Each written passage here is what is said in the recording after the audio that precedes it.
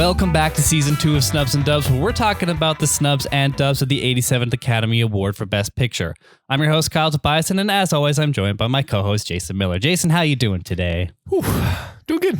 Yep. How about you, Kyle? How you doing today? I would say everything is awesome today. That's like that one song from the movie we're talking about today. Yeah. What a coincidence. It is a coincidence. What are the chances of that? That's incredible. Well, other than that one, did you watch anything last week? No, it's been a busy week. I wanted to watch a couple more movies before the Oscar ceremony, which will have already been done by the time this is released. Mm-hmm. And we got everything right, I'm assuming. Oh, yeah. And also they added a category for Best Picture Podcasts. We weren't nominated, real disgrace, but that was pretty exciting.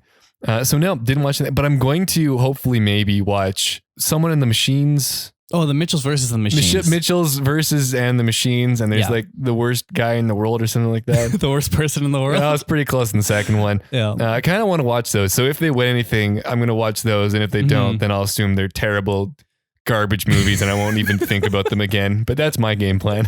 How about you, Kyle? I also wanted to watch The Worst Person in the World, but it was only just added to like the Cineplex store for rentals, which is the only, and that's like the only place you can watch it right now. Well, so I might get that, but we'll see. We'll see if it gets any buzz or not. Yeah, I did see two other movies, both in theaters actually. Ooh. I went to this anime film from a show that Molly watches, but I don't. Interesting. It's a prequel, but it's also like features a lot of the characters from the show. So it's a prequel movie to the TV series? Yes. Okay. And it was called Jujutsu Kaisen 0. Oh, that's a sick name. Yeah. Okay, I see why you went. I understand fully. And it was packed. Damn. Dude. It was like busier than my Batman screening opening night. And like it's an anime film, so they're not showing in many theaters. And so I'm sure that also was the reason why it was so packed. But literally, not a single seat in that theater was empty. There was one guy who was sat on the stairs because somebody was probably in his seat and he didn't want to say anything. I didn't want to pull some jujitsu on him. Probably not. Jujutsu Kaisen zero empty seats. But it was actually a good film. I probably would have gotten more out of it if I knew the anime source material, but probably it does a good job like introducing the concepts and how like and what kind of the world is. It was good. That sounds kind of sweet. Yeah. I also saw last night The Lost City. Oh, how was that? Okay, I've seen previews for that, and when I saw that, I thought I'm not going to watch this. I don't feel compelled or the need to watch this. Yeah. How was it? It was good. Interesting. I actually liked it. I had a feeling that it might be good. And I understand how you were feeling about like the trailers and even the poster. It looks like it could be just a shit film. Dude, the trailer was so bad. Yeah. Because it's the one about like some woman writes a novel and then Channing Tatum is doing what? Is it Channing Tatum? Channing Tatum's, he goes to try and rescue her when some like rich billionaire kidnaps her because he sees that she can actually translate certain hieroglyphics and stuff that's in her romance novel, but it's because she has a past with actual history. And so he sees that and he's like, okay, well, you're going to help me against her will, obviously. And then, Channing Tatum comes to try and save her from that. And honestly, it was really funny. I really liked it. I like Channing Tatum in comedies and even Sandra Bullock in comedies. Like she's really funny. And that's solid. It has like an extended Brad Pitt, basically like cameo.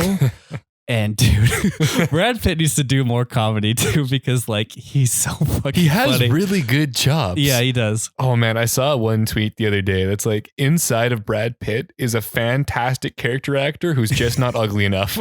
He's just too beautiful. But I had a fun time. And I think it's one of those where, I mean, you could go to the theater and see it and you have a good time, or you could wait and watch it at home and you'll have a good time. It's a pretty safe bet either way. Do you need to rush out to see it? Probably not. But it's a good time. And I wouldn't push it away. Like, just like disregard it, basically. I'm glad it was good because when I watched that trailer, I pulled punches a second ago. I thought it was absolute dog shit. It looked atrocious. Like, I had no interest in it. But now that I've heard like multiple good things from multiple people, I'm intrigued. Because it looked like one of those movies that they put the entire plot into the trailer because it's not good enough otherwise. So they want to like give you the story so you want to go see it. But if it's good, no, it's actually funny. Yeah. Interesting. And it's not even that long. It's like an hour and a half, like 90 minutes. So beauty. Nice and sweet. I got to support those brave enough to make an hour and a half long movie. Speaking of nice and sweet, we actually have a Snubs and Grubs that we're going to throw in there that we have been trying to throw in for the last like 2 weeks, but have just forgotten the bag. When you say trying, it sounds like there's even one external force making this fail. We just keep forgetting. And it's in the room with us. Well, I have the Miss Vickies sweet and spicy ketchup. I remember we had tried another spicy ketchup chip before. A false prophet, if you will. Yeah. And so I guess we have a baseline of spicy ketchup chips, but this was at one point a Costco exclusive and is now broadened out. But it is, I still think it's only Canadian, but I also think Miss Vickies is only available in Canada. It might be. That sounds right. From my minimal knowledge of chips, that sounds like it could be correct. All right, but we're going to crack this bag and we're going to try it out. Let's see what happens. Oh, that was a good bag open. For the viewers at home, you can't see that, but it was pretty smooth. Thank you. I grabbed more than I thought. Okay. Well. Okay, we're ready for the Miss Vickies. All right. 3, 2, 1. Okay, the sweet comes through. Mm-hmm. It tastes like a sweeter ketchup chip. Yep. Don't hate it. I'm not getting much spice. I think it's coming at the end. Yeah, it might just be like a follow through. Mm-hmm. It's definitely sweeter than the last ketchup chip we tried. It's definitely sweeter. Yeah. It's also like significantly sweeter than your average ketchup chip in general. Yeah, I don't hate that. I don't hate that at all. I don't hate it either. Is it my favorite Miss Vickies? Probably not. Probably not. But then like sweet isn't always the best flavor for chips in my opinion. No. Sometimes just leaning heavy into the salty is all you need. Yeah, especially because chips in my mind are like a salty snack. Yeah. And when this comes in so hard with the sweet, it kind of like throws you off. It does. But would you, if you were reaching for a bag of ketchup chips off the shelf and this was beside the regular ketchup Miss Vickies, would you grab the sweet one instead? Well, this is the only ketchup one that they have. But if it was between this and other ketchup chips, like a Lay's ketchup, I don't know. I don't think I do. I think I go for like a Lay's wavy. Yeah. Or even just like a Lay's classic. Yeah. I think it's a safe flavor. It's fine. But this feels like anyone else's ketchup chip, but like a little sweeter. Yeah. I expected bigger things from it because I love spicy. I love ketchup chips are good.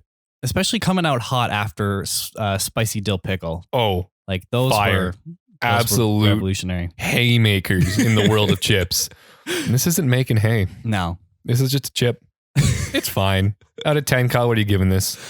Like a 6 out of 10? Oh, I was thinking 6 out of 10 as well. Yeah, that's right in the wheelhouse. Yeah. This is better than a plain chip, for sure.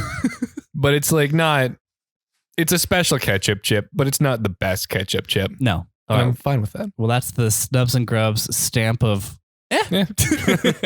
All right. Well, of course, season 2 of Snubs and Dubs is covering the films from the year 2014. And so for episode 8, we are talking about the Lego Movie. You have seen this before, I'm assuming. I have seen this before. Yes. In theaters in 2014. That was the only time I saw it. So it's been a minute since watching. How about you? I saw this in theaters as well.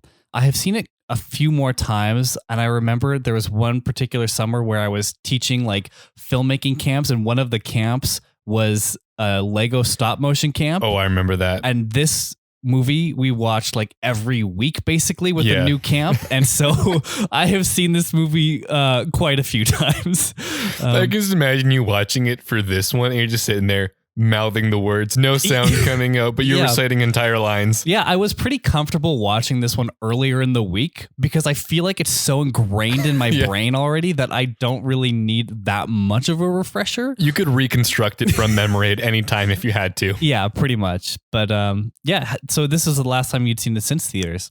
Yeah, I hadn't seen it in between. I remember liking it. And I remember that you had thought that I didn't like it. Yeah, but I think that was off of the Big Hero 6 episode because we were talking about that one and how it didn't deserve Best Animated Feature at the Oscars. And this wasn't even nominated. Yeah, and I thought that was a pretty big snubberino. Okay, good. I don't know where I got that from. I don't know. Maybe you just felt like slandering me, and it's fine. I'm correcting the record right now. Lego Movie, it's good. It is good. Well, if you were interested in the Lego movie. I've included the links to the physical media related to it in the show notes. If you buy through that link, it'll help out the show. Or if you have any other Amazon shopping to do, follow the general link to help out our show in the process. Reminder that this is going to be a spoiler-filled conversation, so if you haven't seen the Lego movie yet and you want to, go ahead and do so. But without further ado, we're going to get into it. So the Lego Movie is written and directed by Phil Lord and Chris Miller, with a story by those two and Dan and Kevin Hagman. It is based on Lego. It's based on the Lego. Yeah. And it stars Chris Pratt as Emmet, Will Ferrell as President/Lord Business, Elizabeth Banks as Wildstyle, Will Arnett as Batman, Nick Offerman as Metalbeard, Alison Brie as Unikitty, Charlie Day as Benny, Liam Neeson as Good Cop/Bad Cop, and Paw Cop as well, Morgan Freeman as Vitruvius, and just a bunch of other random cameos like Channing Tatum and Jonah Hill are Superman and Green Lantern, and Shaq does his own voice for Shaq. It's so good. Colby Smulders is like Wonder Woman, I think. Yeah. This cast, it's stacked. It's stacked, and it's a weird when you see this at face level. Yeah. If you don't know anything about it, if you just see Lego Movie and then you see that cast, when you first see Lego Movie, you're probably thinking, this is probably a commercial. Yep. But then you see that cast, and you're like, oh, hold on, this might be the best produced commercial of all time. Well, it's probably the highest budget commercial of all time, and they definitely cashed in on the actors. You know what was a funny fact, though? This is Morgan Freeman's first animated film. No way. I thought for sure, with a voice like his, he would have been all over animated films. That's blowing me away. He's known for his voice, and this is the first time he's not on screen using it. Yep. Incredible. And I saw another fact, I don't have it here, but this was his favorite portrayal of Batman, even being in the Dark Knight trilogy. I forgot about that. Yeah. Speaking of Batman, though, Michael Keaton, Val Kilmer, George Clooney, and Christian Bale, all previous Batmans, were considered to reprise the role of Batman before Will Arnett was cast. Will Arnett's got the voice, though. Oh, my God. He does not have the body. He looks like a 45-year-old accountant, but he has the voice. Will Arnett's Batman is like one of my favorites, though. It's so good. It's so good. Yeah. This has a blissful runtime of 100 minutes, and it released on February 7th, 2014. So we like the Lego Movie, don't we? Oh, we like the Lego Movie. That is for sure. It's something that I also didn't know what to expect going into it. Yeah. But it's so paced. It is just like, it's snappy. It keeps going. It keeps hitting. There are emotional moments in that, but like they're so well put into there. Like the spacing's good. Yeah. And it just has a speed to it that really works. Yeah. It always boggles my mind how quick this movie feels. Yeah. Like it is short. It's like under 2 hours, but it just blows by. Like it does not miss a beat. Like you get the initial setup of the prophecy, you meet the world, and right after that, he's got the piece and like he's into it, and it just doesn't stop from there. Yeah. Basically, the second they're done introducing the main concepts at play of like uniformity and this is the area you live in, it's like boom, falling down the shaft, hitting the piece, time to movie. And this movie is beautiful. It is so well animated. It is exactly what you want, because this is stop motion, right? Or is it CGI? It was CGI, but it was animated in a way to make it look like stop motion. Right. Even so far as, I had a fact later, but they would not animate motion blur. They would just put in blurs of Lego. So like there's a scene where Benny is like zipping back and forth to build a spaceship. Yeah. And there's no motion blur, but they put in like streaks of Lego blocks to make it look like he was like zipping around too fast. That's amazing. Yeah. There's so much care went into that whole process. Yeah. And I'm pretty sure they had to build like an entire animation like software. And this is why I'm so surprised that we've only had like 4 Lego movies to this point, because they spent so much time like 3D scanning every single piece of Lego, because every piece of Lego in this movie, other than the new characters that weren't created at that time, were existing Lego pieces that you could have made this entire world with. And that's crazy. They like scanned everything in and then put it into like 3D modeling software and then into this software that we are now seeing this movie on. But a lot of care. And I got like a little fun fact about like the fact that they had to create new software for this. I hope it's not what you have. But they had to make a new software because all their old computers kept getting bricked.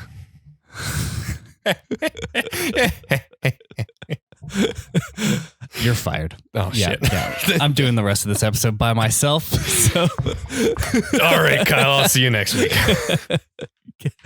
Cool. Well, do you want to do a quick rundown of this plot? Because I think it's a pretty quick one. It is pretty quick. I actually closed my computer and now I got to reopen it again.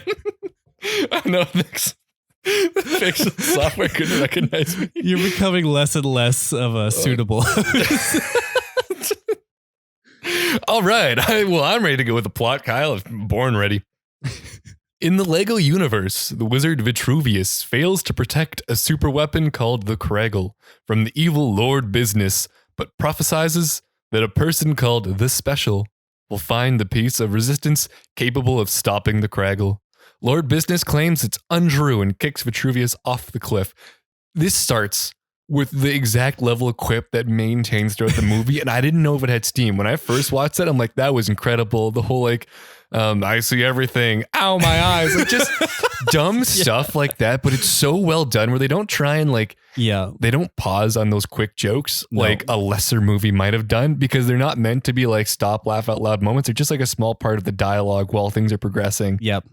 And there's this is not this movie, but there's one. Have you seen the Lego Batman movie? Yeah.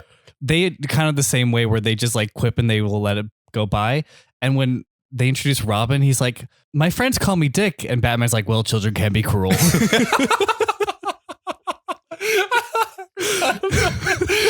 That joke is forever in my head. So. Oh, God. There's some jokes where when you watch it in a movie, you have to pause. Yeah. I think that's one of them. That's so good. Yeah. Some 8 years later in Bricksburg, construction worker Emmet Brickowski comes across Wildstyle, a woman searching for something at Emmet's construction site. Emmet falls into a pit and finds the piece of resistance. Compelled to touch it, Emmet experiences visions and passes out. I like how they add instructions every time too, where he steps over one that's don't touch strange pieces. Yeah. He awakens in the custody of Bad Cop, Business's lieutenant, with the piece of resistance attached to his back. Emmet learns of Business's plans to freeze the world with the Kragle, a tube of crazy glue with the label partially rubbed out. The piece of resistance is the tube's cap. Wildstyle rescues Emmet, believing him to be the Special. They escape Bad Cop and travel to the Old West, where they meet a blind Vitruvius. Bad Cop's so funny, dude. Oh my God. Liam Neeson fucking crushes it. He kills. And he does both voices, which I didn't know that at first, but after the first watching, I could not accept that was Liam Neeson doing the good cop voice too. But he's such a good voice actor in this. I would pay upwards of maybe $20 to see a video of him recording the bad cop or the good cop voice. Yeah. Because I imagine to get to that highness, he probably has to raise his shoulders a bit or you get a little steady. I would love to see what he looked like recording that. Yeah. And I liked the kind of banter between good cop and bad cop. He's like, would you like a glass of water? And he's like, actually, yeah, too bad. He's used to this. He got a assist set up between the different cops. Good cop passes to bad cop, slam dunk. Yeah. And it was such a clever thing too, because they don't shy away from the fact that they are made of Lego. Yeah. Emmet uses his head later as a wheel because it spins around, and good cop and bad cop are just two sides of the same Lego head. Yeah. They could have made it or tried to make it Lego, but they can move in weird or normal, quote, normal ways. But no, they just stuck to the physics and movement of actual Lego pieces and committed the entire way. Which I loved. And what I think really makes this movie work so well is they fully embrace that they're Legos. And then it's just a bunch of teams thinking okay, well, what if a bad cop, good cop was Lego? What if the Wild West was Lego? Because everything in this movie is such an easily identifiable trope, but because it's done through Lego, which hasn't been done before, they just have fun with it and embrace that, how can we do this thing that's been done thousands of times, but with Lego? Yep. And it's so good. It is great. He and Wildstyle are master builders, capable of building anything without instruction manuals, who oppose businesses' attempts to suppress their creativity.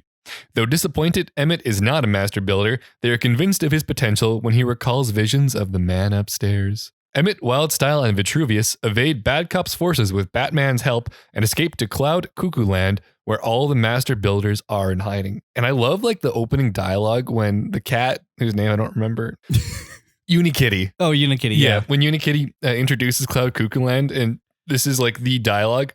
Here in Cloud Cuckoo Land, there are no rules. There's no government, no babysitters, no bedtimes, no frowny faces, no bushy mustaches, and no negativity of any kind. Like, it's just such a fun, like, this is how a kid imagines anarchy, still with the things they want in it. Yeah. And Wildstyle calls her out on it too. She's like, you just said no like 8 times. And she's like, there's also no consistency. Yeah. It just reminded me of like this one kid I used to babysit where he had a very similar thought process of like building a fort. He's like, there's no rules in here, but you can't do any of this stuff. Yeah. Oh, it's just so good. The master builders are unimpressed with Emmet's cowardliness and refuse to help him fight business. Bad Cop's forces attack and capture everyone except Emmet and his friends. Fellow master builder Metalbeard rescues Emmet from drowning, and Emmet devises a plan to infiltrate business's headquarters and disarm the Craggle. The plan almost succeeds until Emmet and his friends are captured and imprisoned. Lord Business murders Vitruvius by decapitating him with a penny, throws the piece of resistance into an abyss, and sets his headquarters to self-destruct, leaving all present to die. Vitruvius reveals he made up the prophecy as he dies, but his spirit returns to tell Emmet it is his self-belief that makes him the special. One of my favorite lines in this movie is when he's like, Emmet, you didn't let me finish earlier because I died. Yeah. And I love how they've animated him basically like dangling on a string. Yeah. Oh, it's so fun. Like they already have flying in this because a bunch of the characters can fly, but to, I guess, like portray that he's from the afterlife. I also love the wild inconsistency with dying in this movie where like removing your head can kill you, but using it as a wheel axle and spinning around millions of times a second has no effect. Yep. Strapped to the self-destruct mechanism's battery, Emmet flings himself off the edge of the tower and saves his friends and the master builders. Inspired by Emmet's sacrifice, Wildstyle rallies the Lego people across the universe to use whatever creativity they have to build machines and weapons to fight business's forces. What's fun with this is Emmet's supposed to be like the average person, right? Yeah. Everyone does better than him. Immediately, they're told like build whatever you want. Like, okay, cool, dinosaur time. It's not okay, couch. Like they kind of build it up that maybe he's the average person because he has an average face, but no, he's so much lesser than that. He's absolutely nothing in that big old brain of his. Yeah, people are out there building like flying cars, like pretty much immediately that are shooting lasers and fighting everybody off. And he was just like double decker couch. Yeah. What if I had more couch space for no friends? Emmet finds himself in the human world where the events of his life are being played out in a basement by a young boy, Finn, on his father's Lego set. The father, the man upstairs, chastises his son for creating hodgepodges of different playsets and begins to permanently glue his perceived perfect creations together. Realizing the danger, Emmet wills himself to move and gains Finn's attention. Finn returns Emmet and the piece of resistance to the set, where Emmet possesses the powers of a master builder and confronts business. In the human world, Finn's father looks at his son's creations and sees how he based the villainous business on him. Through his speech Emmet gives business, Finn tells his father that he is very special and has the power to change everything.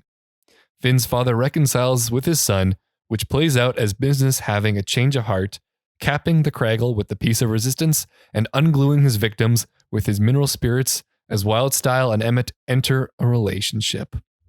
As Finn's younger sister joins in playing with the Lego sets, Duplo aliens arrive in the Lego universe and threaten destruction.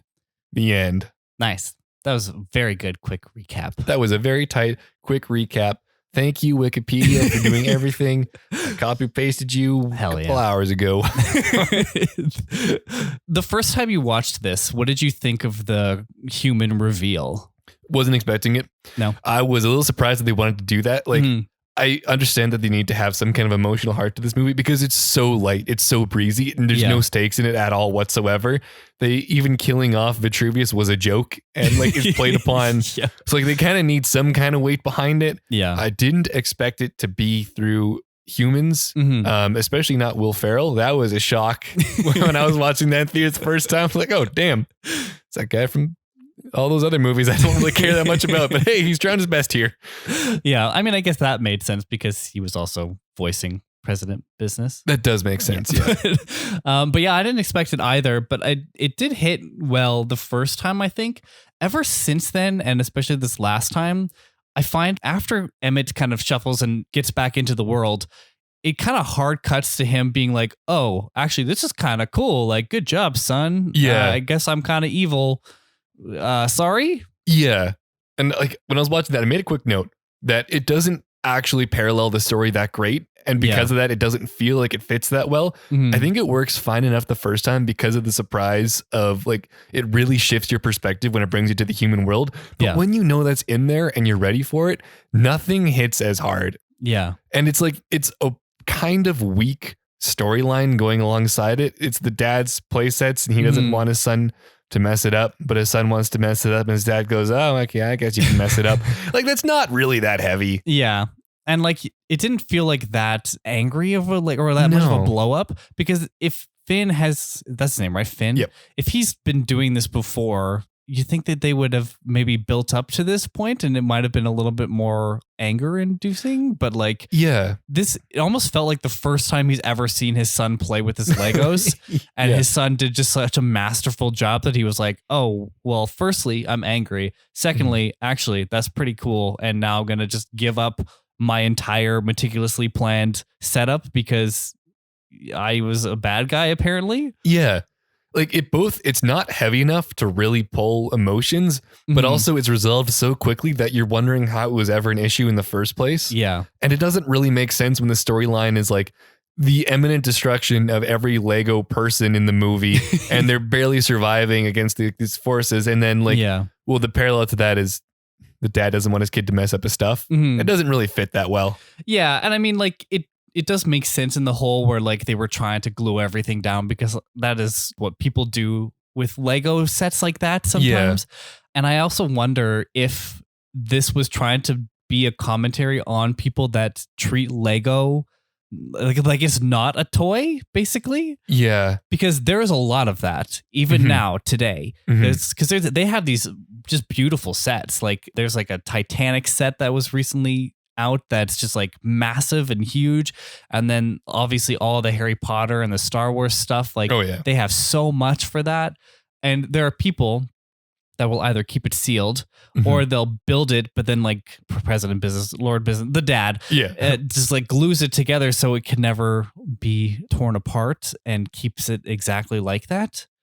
But then this movie's trying to say like, well, it is a toy, so like let kids play with it as a toy. Yeah, I feel like it definitely does say that. Yeah. I don't know if the intention was to go in to make that statement, but through how the movie is, like that definitely comes across. Yeah, because I think they could have, this is going to sound like I'm like grouchy old man, but they could have done it in a way where it's like, why not both? Yeah. Because everyone views Lego in a different way and at different ages. Like kids are going to love Lego differently than adults, but adults can still love Lego because of the designs and that sort of thing. And that's not wrong. Yeah. But this is kind of saying it's wrong. Yeah. Like you paid enough money to get that Lego kit. You do whatever you want to do with it. Oh, and they're not cheap.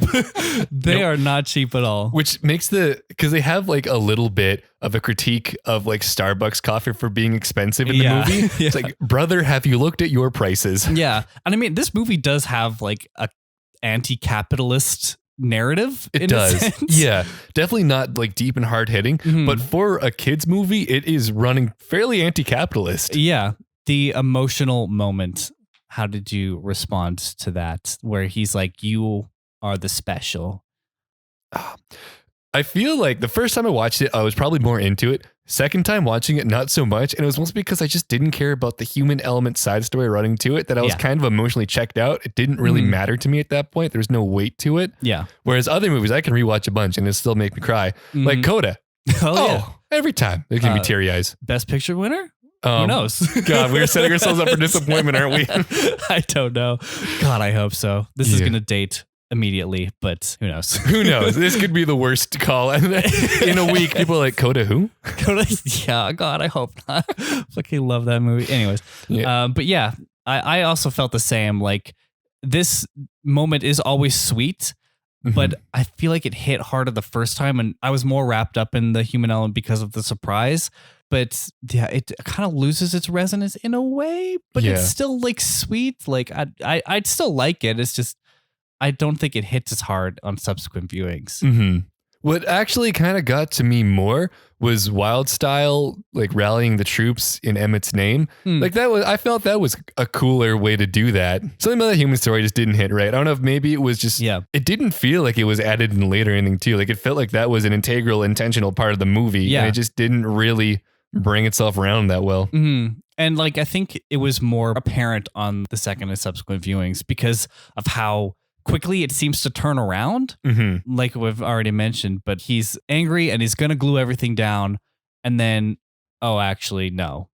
And it's because of like one little speech. And like, it's a cute speech and it's got a good message, but then that changes his dad's entire perspective. Like this man has clearly been doing this for years. Like for your whole life, Finn, he's loved his Lego more than you. Accept that and move on, kid.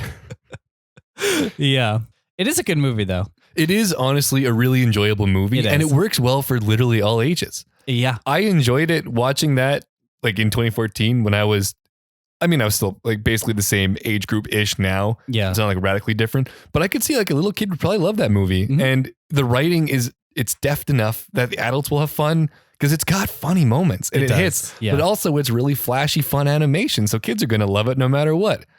I do like the ongoing bit between Superman and Green Lantern. Oh, my arm's stuck in the putty. Oh, my legs too, or something like that. Hey, neighbor. That's good. And I love like they do some fun character building with like the pirate where he's part of his ship. And that was just another time where like there's no consistency with death because he was a head who lost his body so he lives, but Vitruvius is a body who lost his head so he dies. I like that story though. It's like, I merely made it out with just me head and organs. Maybe that's why Vitruvius didn't get his organs back. But like it doesn't matter. It's not like action inconsistency. It's just like a little fun thing in the movie because it's just written in such a funny way. And like one of my favorite characters was the spaceman. Where it's Benny, like, where a common thing for that space kit was his helmet chin strap to break, so it's just broken on this. And I love they set up the actual building of the spaceship so well, where he's like multiple times, he's like, oh, I could build a spaceship. I could just build a spaceship right now and we can build a spaceship. And he's like, oh, you don't need the spaceship that I was building special for you right now. Every time he just like slaps it once and it completely collapses. Like there's so many really good, funny written bits that like they're reoccurring. There's a bunch of new things introduced throughout as well. Like every scene has really funny moments in it. It's just such an enjoyable movie. Batman's song. Oh yeah. Darkness. No parents. Honestly, like I don't even care about the emotional bits. I feel like you kind of need a movie to have a second layer to it because if there is no like actual hard questions asked or moment to break up the comedy, it probably doesn't work overall as a movie, but they do the comedy and like the overall narrative and the moments that get you there are just so fun. It's just a fun journey that I don't really care where we ended up going to, even though it wasn't that great. And the voice cast across the board hits so hard. Oh, incredibly so. And Chris Pratt, like, we're going to talk about Guardians of the Galaxy later. Mario himself. But this was like the beginning of his kind of rise into fame because this came out in February. He didn't have Guardians of the Galaxy until that summer. And after that was this. So this was kind of like the start of his rise to fame. And cool. They are really similar characters. Emmet's just like a wholesome version of Star-Lord, but like he doesn't do anything to his voice. That's just Chris Pratt. And I really hope Mario's the exact same voice as that too. I feel like he has to do something different for his voice for Mario. He has to. There's no way. He can't use his Chris Brown.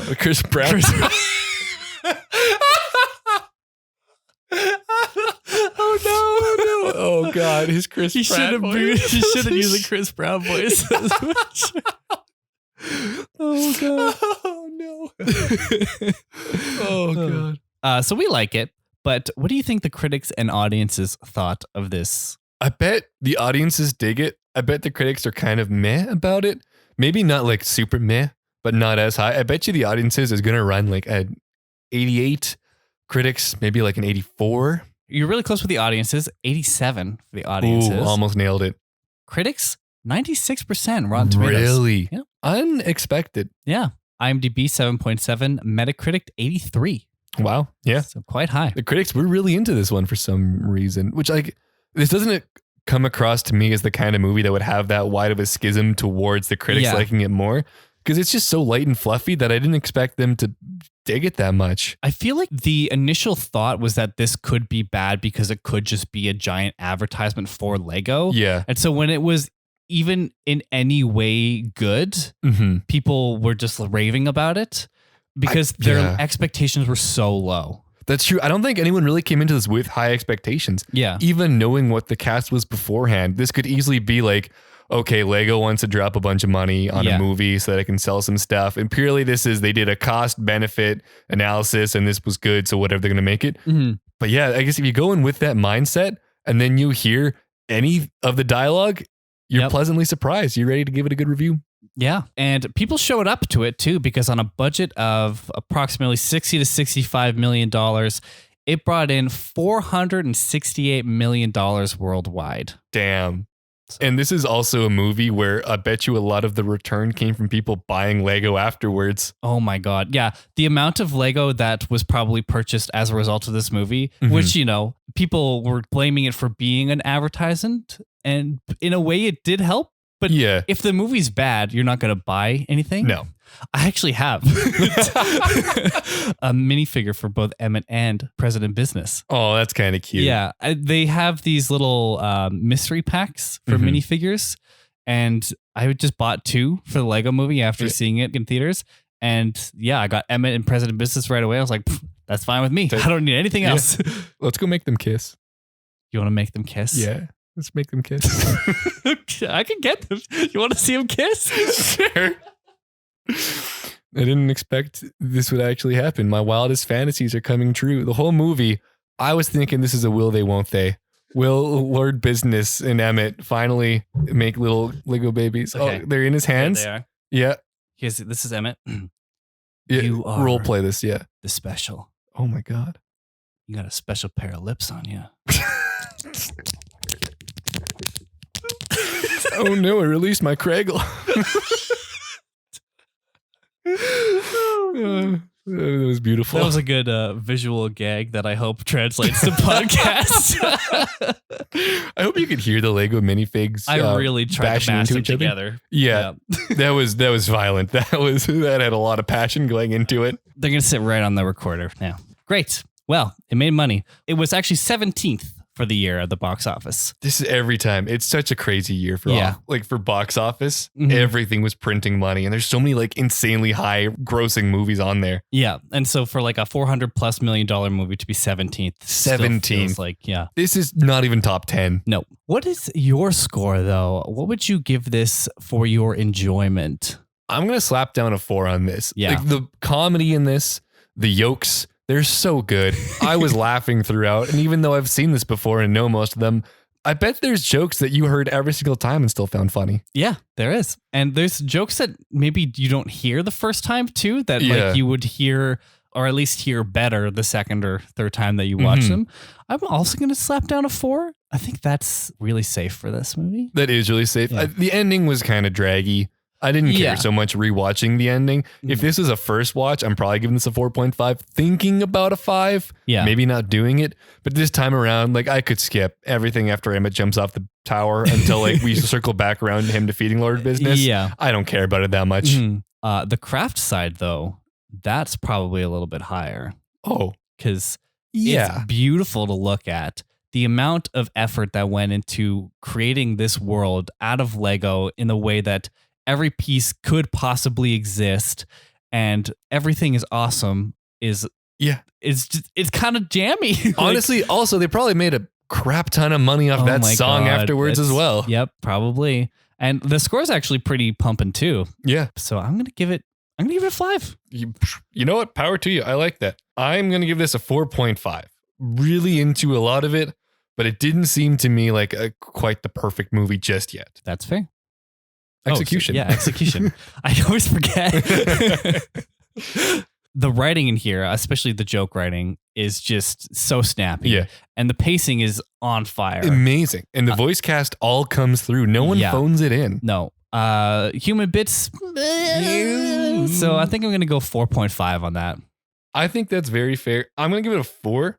I think everything does hit so well, but like to me, that ending, if that's going to be the emotion of the movie, maybe put a little more time into that. Figure that one out so it can hit a little bit better. Totally fair. How likely are you to rewatch this though? I'd be down. I got time. What are you doing? Right now? I'm gonna give this a 4. I'd be happy to watch this one again. Oh, is 4 a little high? 3.5. I'm gonna 3.5 this. Yeah. I would be happy to watch it again. Mm-hmm. I think I would also be happy to watch it again. I was thinking about 4 too, but then I was trying to think about when the next time I would actually watch this movie would be. Yeah. And even if there was a Lego Movie 3, I probably would only rewatch 2 again. Mm-hmm. And so maybe not for another like 5 years. Yeah. That's like a lot of time, but who knows? And a specific amount of time. Yeah. What's happening in 5 years, Kyle? I don't know. But I think I'm going to go 3.5 as well. That's fair. You've also done your fair share of rewatching this movie. Definitely. You have probably like top 1 percentile of people who've watched the Lego movie, whereas I'm the average Joe. I think that was one of the years I had started keeping track of like what I was watching too. Yeah. And I feel like if you go through it, it's just like the Lego movie, something else. The Lego movie, something else. Oh, man. Well, that is going to bring our scores to Kyle giving this a 16.5 out of 20 for an 83%, and me giving this a 16 out of 20 for an 80%. Both very high? Similar, both high. We like it. We do. Ranking time. Oh boy. Right. I'm going first this time so that I don't steal your ranking. Yeah. I'll give you what we got right now. I'm giving it to you. Top to bottom, we have Interstellar, Gone Girl, Nightcrawler, John Wick, Boyhood, Big Hero 6, American Sniper. I think this is over John Wick for me. Really? This is above John Wick. The Wick Man. Yep. This is going to be your new number 4, Kyle. Yep. We are going to finally disagree. Oh my God. It only took Kyle finally doing his ranking first. I'm putting this below John Wick. Yeah. They're close. Mm-hmm. I think John Wick has a little bit of an edge over Lego Movie, but God, those are 2 fun movies. Those are both enjoyable. Yeah. There's no losers here. There's only a winner and a slightly worse winner, which is the Lego Movie at number 5. Well, would you look at that? We finally disagreed. I mean, our score wasn't that far off. No. But we're shaking it up. New graphics, people. I'm going to actually have to post and edit 2 graphics now. I'm so sorry. It's okay. Because it was such a small difference too. I could have put this above John Wick, but I said, no, I hate you. Do 2 graphics. I could just edit this to make it sound like you put it above John Wick. No, it's all good. It's just your voice again. You just cut and paste your ranking. Yeah. Wow, I can't believe you put it above John Wick. That's very bold of you. No. All right. Fun Letterboxd reviews. I gotta say, the upper end of the Letterboxd on this is just a fucking circle jerk of either quotes from the movie or them just gushing that it's a good movie. It's only weird. Comedy I found was in like the lower ratings. That's where you got to find it. Yeah. So this has a score of 3.8 out of 5.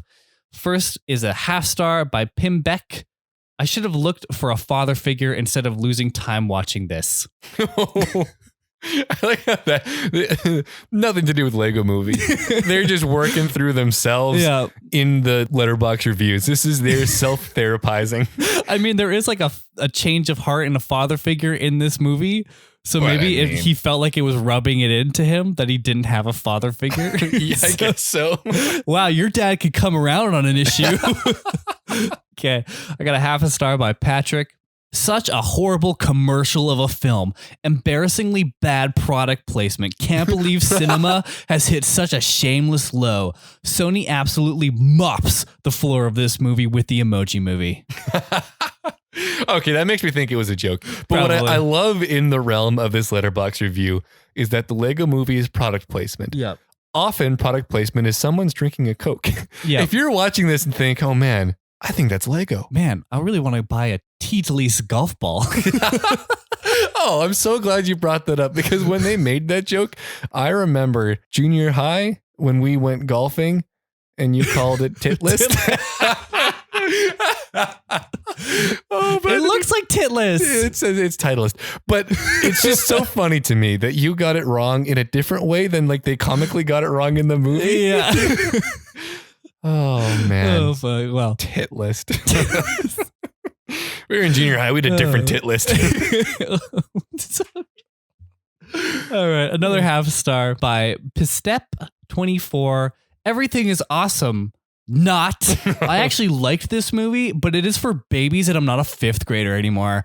I'm much cooler and don't play with weird Legos. Ew. The specificity of 5th grader makes me think he might be a 6th grader. 6th grader on Letterboxd. I don't play with that baby shit anymore. I'm on to hard drugs now. I want you to sell all my Legos, Dad. I'm sick.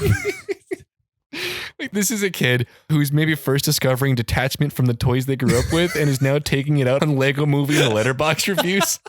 There's a lot of people working on themselves in there. And I really hope that you found your inner happiness and can admit that the Lego Movie's fun. It's just a fun little romp. All right, I got one more. 1 star by Nate. Okay, why the fuck is everything made out of Legos? Actually pissing me off. Can we get some more mature movies? For the love of God. I don't even have anything for that. What are you doing? You could have stopped at the title. You could have read Lego and nope, not for me. Yeah. Nope, sat through it. Yeah. Actually, I feel like in a lot of cases, if people don't like it, they didn't sit through it. Probably not. But it starts as strong as it continues on for the next hour and a bit. So I don't know. I got nothing for you. Just get better taste. Go play with some Legos. It's fun. All right. Here we get to the Academy Award details.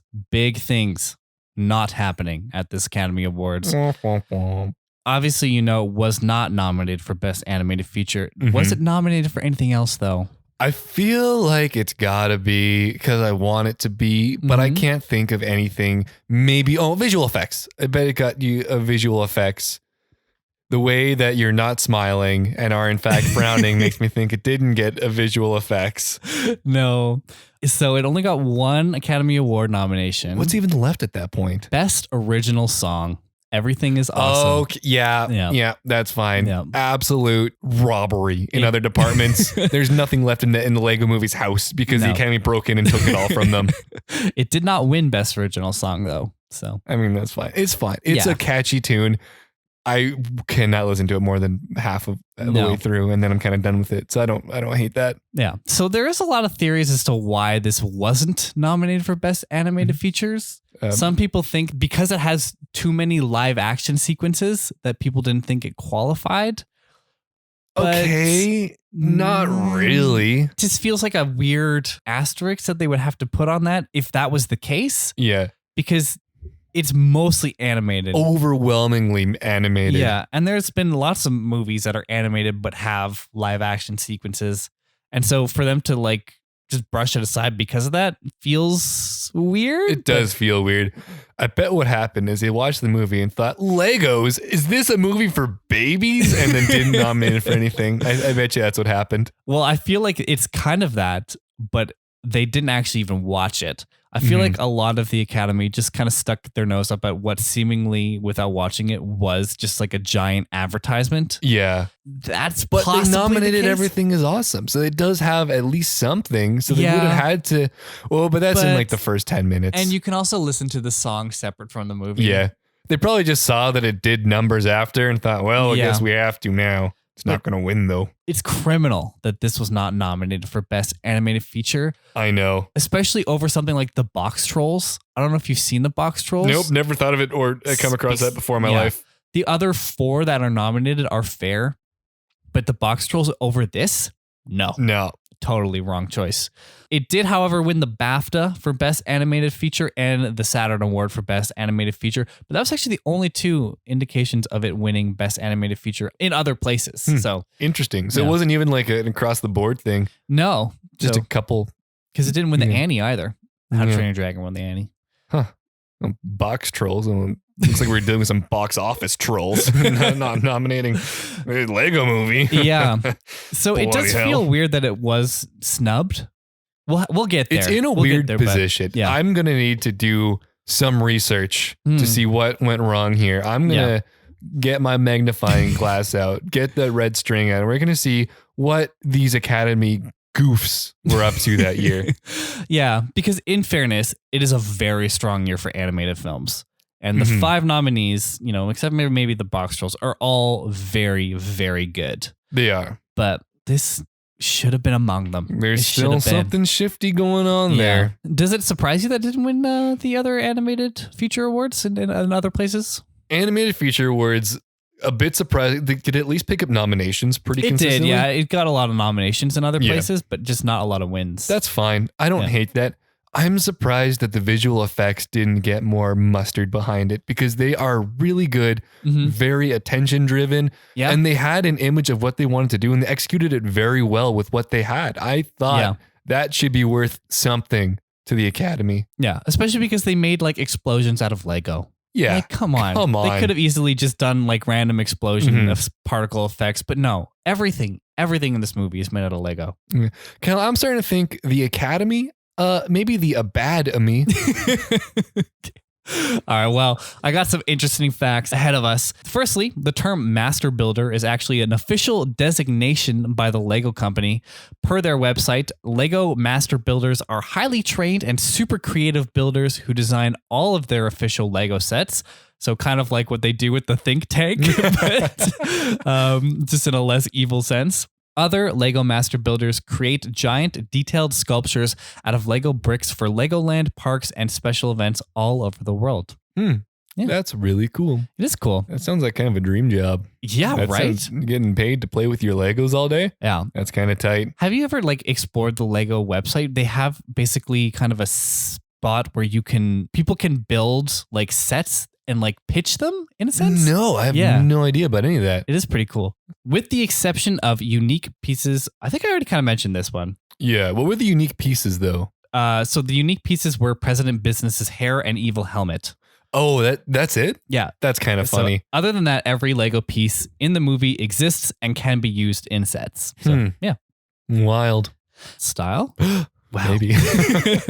In order to add more realism to the movie, the Lego bricks have scratches, fading, and even fingerprints to make the movie look like someone was manipulating real bricks in a stop motion fashion. The bricks are also affected by their locations, with the bricks in the Old West realm being more dusty and faded from sunlight. Like, come on. Are you kidding me, Academy? Are you buffoons listening to this right now? Because that is so much detail.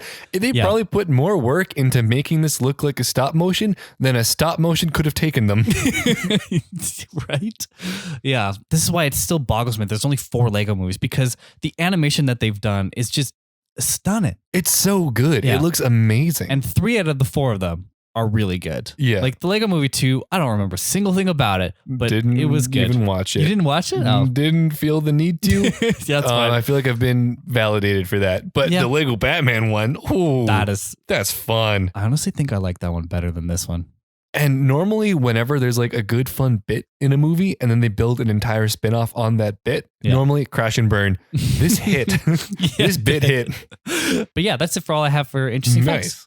Well, those are some fun, interesting facts. Yeah. Good job, Lego and Lego Movie Co. You guys made a cool ass movie.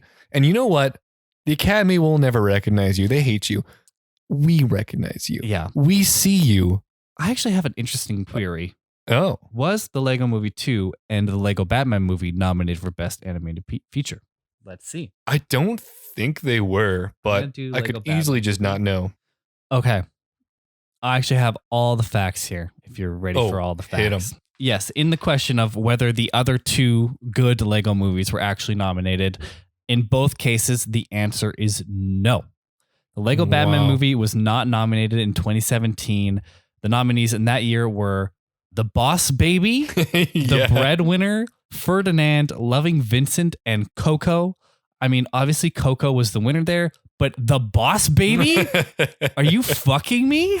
Have you ever watched The Boss Baby? No. Me neither. It feels like such a cultural zeitgeist moment that everyone memes on it. Everyone goes to town riffing on it. Has anyone ever actually seen The Boss Baby? I don't even know if Alec Baldwin has seen The Boss Baby. Because there's more. Yeah. They're not done. No. And for the Lego Movie 2, it was not nominated in 2019. Obviously, Toy Story 4 was going to win that, but How to Train Your Dragon 3, I Lost My Body, Klaus, and Missing Link were also nominated. That's a pretty strong year. That's pretty strong. I didn't see Missing Link or I Lost My Body, but I did see Klaus, How to Train Your Dragon, and Toy Story 4, and all of those are really good. Yeah. And I don't know if Lego Movie would have beaten out any of those, but it is a strange stigma, I think, that the Academy has against Lego movies. But maybe, I mean, I haven't seen 2, so I won't speak on that one. Yeah. But watching Batman movie, I didn't really think it needed a nomination. I think it was fun. That does not strike me as the best animated movie to come out that year. It's better than a fucking Boss Baby. Okay, you know what? Now well, how would you know? You haven't seen Boss Baby. Oh, damn it! Call me out on that shit. Go put Boss Baby on. Sit your butt down. I'm busy that day. And learn. I think Tobey Maguire's in The Boss Baby too. No, he's not. He is. I'm pretty sure he is. No, you're lying to me. I'm not lying to you. I think I saw an interview of him that was like, he's a baby and he's a boss. All right. So the voice cast is Alec Baldwin, Tobey Maguire, Jimmy Kimmel, Lisa Kudrow, Steve Buscemi, Conrad Vernon, James McGrath. We kind of get into some obscure territory after that. Music by Hans Zimmer. No, it's not. No, it's not. Jeez. Well, it was produced by Hans Zimmer. Oh, God. Oh, my goodness. Well, this has become the Boss Baby. We have to watch Boss Baby. We have to do, what year is this? 2019? 2017. We have to do 2017 just for the Boss Baby. Okay. The greatest animated, well, one of 5 greatest animated films of that year. Oh, apparently. All right. Well, do you have any other final thoughts on the Lego Movie that we've been talking about? Okay, back on the Lego Movie. Did you know the Boss Baby was based on something? What the fuck? Did you know it's not source material? No, God damn. Okay. Anyways, Lego Movie time. Right. No, I'm really, my brain has gone to bossier, babier pastures. But you know what? Sure. Yeah, it was good. It was a fun movie. End of the day, it's no Boss Baby. Fuck off. It's good. If you haven't seen it, go watch it. I don't know how you would have not seen it at this point. It feels like kind of like a cultural moment. You have to go see the Lego Movie. But watch it with your kids. See how much they understand. That is a good test of how learned your kid is what they understand from, I almost said the Boss Baby, from the Lego Movie. All right. Well, I want to thank you for listening to this completely off the rails episode. As always, you can find us everywhere on social media at Snubs and Dubs. That's on Instagram, Twitter, Facebook, Letterboxd, etc. We're also on Good Pods, so make sure to check us out there and join our official Discord. We'd love to hear you guys' thoughts on the Lego Movie or on this episode, not on the Boss Baby. Please don't send us any messages about the Boss Baby. I'm kind of curious, so if you have any good Boss Baby details, please send them my way. If you got a hot at Boss Baby Kyle_Tobiasson, send them to me. Oh, well, yes, I'm also at Kyle Tobiasson on Twitter. Jason is at Wendy_Mills. Of course, all of those links are going to be in the show notes. Make sure to leave a 5-star review on Apple Podcasts or Spotify. Share the show to everyone you know and check back next week for another episode. Here's a sneak peek of the film we're going to talk about. Coach DuPont has a vision. He would like Foxcatcher to be the official training site for the national team. What's he get out of all this? What are you thinking? This is it. This is all that we've ever wanted. Mark, you have been living in your brother's shadow your entire life. It's your time now. Promise you. I'll give you everything I have. That's right. Next time we're talking about Foxcatcher. So make sure to watch it before next episode. Can't wait for you guys to hear it. Thanks for listening. That's a wrap. Bye. Bye for now.